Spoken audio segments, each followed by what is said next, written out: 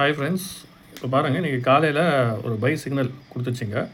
So நம்ம entry வந்து பார்த்திங்கன்னா, இங்கே ஒரு லைன் தெரியுது பார்த்தீங்களா, ஹாரிஜன்டல் லைன், அதுதான் நம்ம வந்து என்ட்ரி, அதாவது இந்த கேண்டில். ஸோ இந்த பை சிக்னல் வரும்போது உங்களுக்கு வந்து அலர்ட் சவுண்டு கேட்கும்.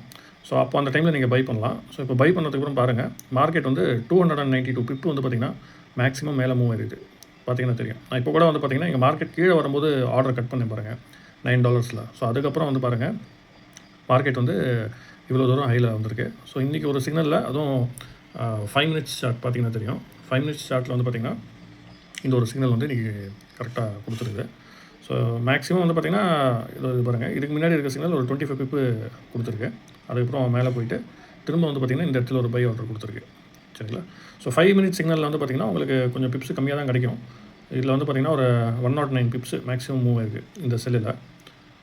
ஸோ அதுக்கு முன்னாடி பாருங்கள், இந்த பையில் வந்து பார்த்திங்கன்னா 140 பிப் வந்து பார்த்திங்கன்னா மூவ் ஆயிருக்குது. ஸோ ட்ரெண்டையும் பார்த்துங்க. ட்ரெண்டை பார்த்து நீங்கள் கரெக்டாக ட்ரேட் பண்ணிங்கன்னா இன்னும் நல்லா சூப்பராக இருக்கும். ஸோ மணி மேனேஜ்மெண்ட் வந்து ரொம்ப இம்பார்ட்டண்ட். சரிங்களா? ஸோ இன்னும் நிறைய டீட்டெயில்டாக வந்து பார்த்திங்கன்னா இதை பற்றி நான் சொல்லுவேன்.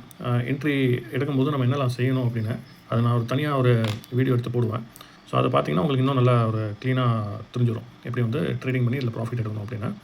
So thank you guys for your support. Have a nice day.